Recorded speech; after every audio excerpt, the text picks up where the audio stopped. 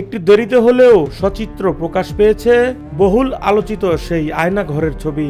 বুধবার সকালে রাজধানীর 3টি স্পটে আয়নাঘর পরিদর্শন করেছেন অন্তর্বর্তী সরকারের প্রধান উপদেষ্টা ডক্টর মোহাম্মদ ইউনূস। রাজধানীর আগারগাঁও, কচুক্ষেত ও উত্তরার 3টি স্পট পরিদর্শন করেন তিনি।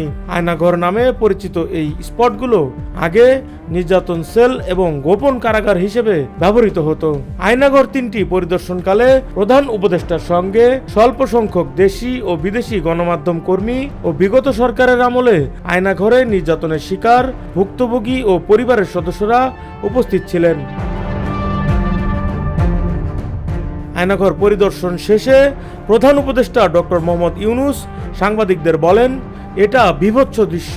মানুষের মনুষ্যত্ববোধ বলতে কোনো জিনিস আছে, সেটা থেকে বহু গভীরে নিয়ে গেছে মনুষ্যত্ব নিশ্চিহ্ন করার জন্য।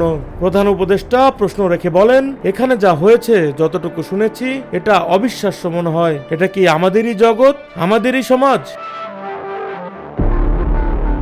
ভুক্তভোগীদের প্রসঙ্গ টেনে প্রধান উপদেষ্টা বলেন, যারাই নিগৃহীত হয়েছেন, যারা এটা শিকার হয়েছেন, তারাও আমাদের সঙ্গে আছেন। তাদের মুখ থেকেই শুনলাম সেসব কিভাবে হয়েছিল, যার কোনো ব্যাখ্যা নেই।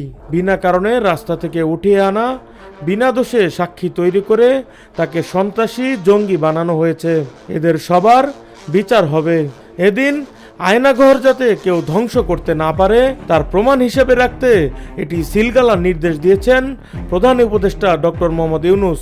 এদিকে আয়নাঘর পরিদর্শন বাংলাদেশের জন্য একটি ঐতিহাসিক দিন বলে মন্তব্য করেছেন প্রধান উপদেষ্টার প্রেস সেক্রেটারি শফিকুল আলম। তিনি জানান, সারা দেশে অন্তত 8 শতাধিক আয়নাঘর ছিল, যা পর্যায়ক্রমে খুঁজে বের করা হবে। অপরদিকে বৈষম্য বিরোধী ছাত্র আন্দোলনের সময় তৎকালীন ছাত্রনেতা নাহিদ ইসলাম ও আসিফ মাহমুদ সজীব ভুঁইয়াকে তুলে নেওয়ার পর যে টর্চার সেলে আটকে রাখা হয়েছিল, সেই 2 টর্চার সেল শনাক্ত করেছেন নাহিদ ও আসিফ। আয়নাঘর পরিদর্শনে গিয়ে তারা এসব শনাক্ত করেন। ডেস্ক রিপোর্ট, ভোরের পাতা।